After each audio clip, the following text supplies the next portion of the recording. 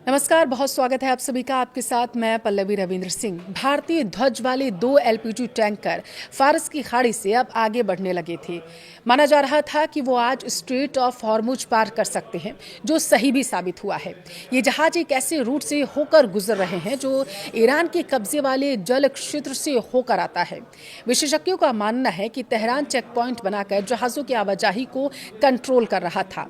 Ship tracking data के अनुसार ये दोनों भारतीय एलपीजी टैंकर यानी कि पाइन गैस और जग वसंत सोमवार दोपहर तक ईरान के लारक और केश्म द्वीपों के बीच के जल क्षेत्र के बेहद करीब पहुंच गए थे। तब से सबकी नज़रें टिकी हुई थी कि कब ये जो दोनों जहाज़ हैं ये भारत की सीमा में दाखिल हो गए। लेकिन राहत भरी खबर ये है कि जग वसंत जो है वो भारत में दाखिल हो चुका है, जिसकी वजह से लोगों के चेहरे पे खुशी की लहर है, क्योंकि ये एलपीजी लेकर के आया है।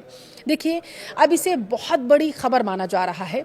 जग वसंत एलपीजी लेकर दाखिल हो चुका है भारत में। इसे भारत के लिए एक बहुत बड़ी राहत की खबर माना जा रहा है, क्योंकि लोगों को डर था कि अगर एलपीजी नहीं आती है देश में तो महंगाई बढ़ सकती है।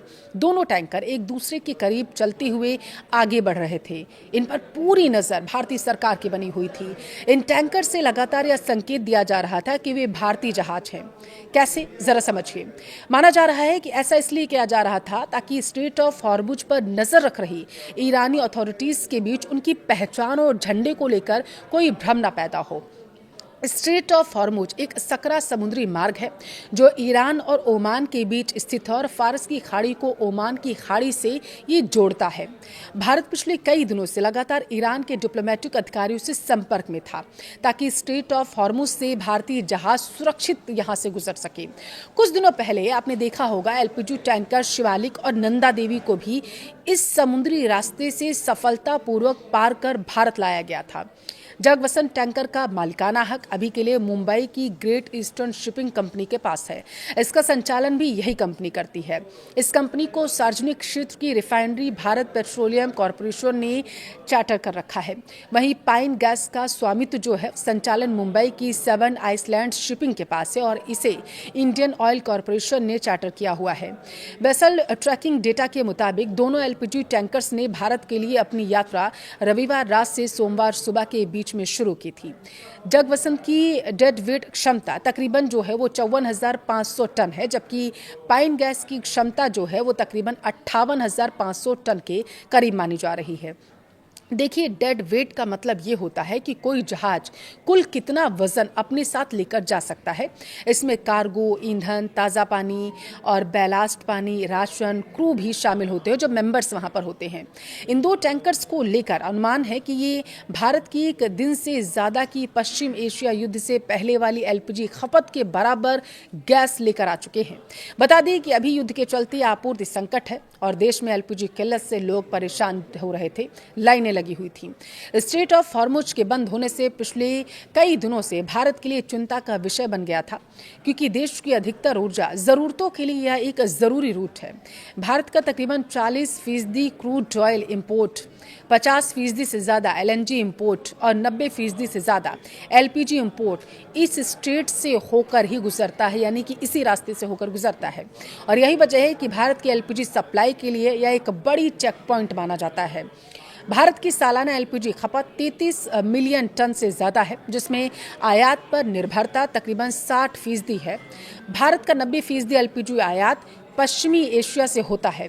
स्ट्रेट ऑफ हॉर्मुज के जरिए देश की कुल एलपीजी खपत का लगभग 54% हिस्सा गुजरता है। रविवार तक फारस की खाड़ी में भारत के 22 व्यापारी जहाज फंसे हुए थे, जिनमें से 611 नाविक भी सवार थे। इनमें ज़्यादातर तेल और गैस टैंकर शामिल हैं, जो जानकारी है। और इन जहाज़ों में कुल मिलाकर 3.2 lakh ton LPG, 2 lakh ton LNG, 16 lakh ton कच्चा तेल भारत के लिए लदा हुआ है। जगवसंत और पाइन गैस के स्ट्रेट ऑफ हॉर्मुज पार करने के बाद फारस की खाड़ी में भारतीय जहाज़ों की संख्या घटकर बताया जा रहा है कि 20 रह जाएगी। विदेश मंत्रालय ने कहा है कि भारत विभिन्न सरकारों के साथ राजनीतिक और कूटनीतिक स्तर पर लगातार संपर्क में है और यह सुनिश्चित करने के प्रयास कर रहा है कि भारतीय जहाज सुरक्षित बिना किसी बाधा के आवाजाही कर सकें, ताकि देश की ऊर्जा सुरक्षित बनी रहे। ईरान ने स्ट्रेट ऑफ हॉर्मुज पर प्रभावी नाकेबंदी कर रखी है, लेकिन ऐसे संकेत हैं कि तेहरान कुछ जहाज़ों को चुनिंदा तरीके से गुजरने की परमिशन भी दे रहा है। इंडस्ट्री एक्सपर्ट्स और वेसल ट्रैकिंग डेटा के मुताबिक यह परमिशन विभिन्न सरकारों और स्टेक होल्डर्स के साथ बातचीत के आधार पर तय की गए सुरक्षित मार्ग के जरिए दी जा रही है।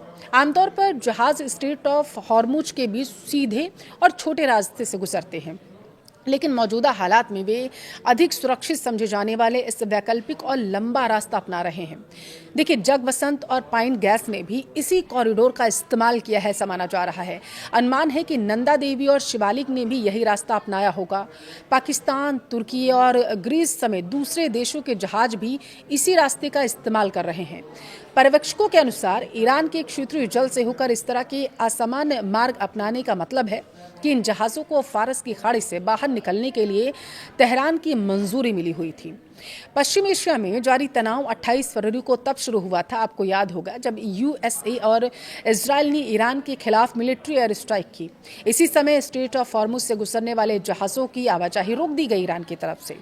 ईरान ने दावा किया था कि स्ट्रेट सिर्फ यूएस, इजराइल और उनके सहयोगियों के अलावा बाकी सभी देशों के लिए खुला है, लेकिन खबरें आई कि तटस्थ देशों के भी कुछ जहाज़ों पर हमला हुआ है।